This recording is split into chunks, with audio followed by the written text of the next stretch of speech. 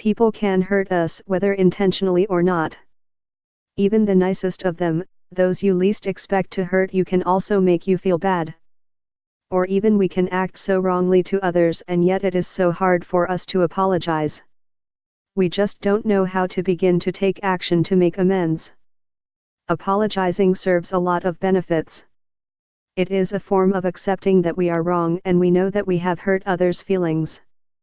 It is also an action to show that we are concerned of how they feel and we want to make up for our mistakes. And lastly, it helps to prevent lasting ill feelings and further impediments. But how do we really say sorry appropriately? Say sorry when we mean it and express remorse. Our words should be sincere and genuine, coming from our hearts. We need to tell the person why we are apologizing, and our intention should not be selfishly for our own benefit. We have to say sorry because we would want to both free ourselves and the other person from the imprisonment of anger and pain.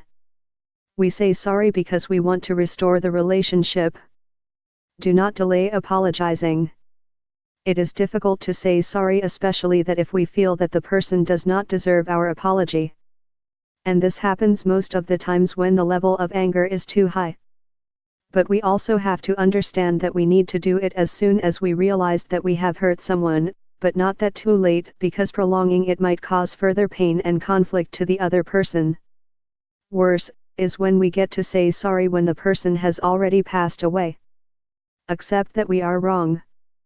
It is true that sometimes it is so hard to admit that we are wrong, especially if we did an act out of the other person's act too. We rationalize our acts by thinking that if the person was kind enough, then we could have been better to them. But we should learn to be responsible to admit our wrong actions. Because if we give excuses, we remain to justify our wrongs, and it only meant that we still think that we are right. Do not give false promises.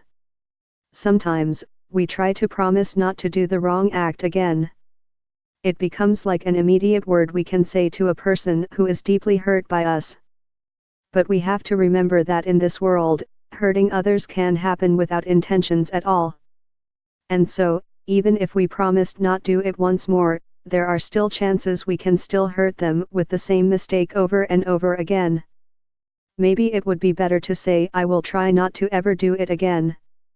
I must say that forgiving is not that easy, but unforgiving, I guess, is harder.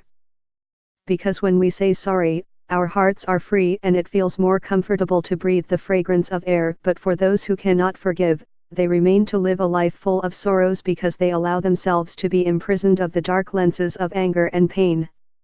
And for those who forgive and cannot be forgiven, let God deal with their hard hearts, and do not hate or condemn them, because it will consume you too.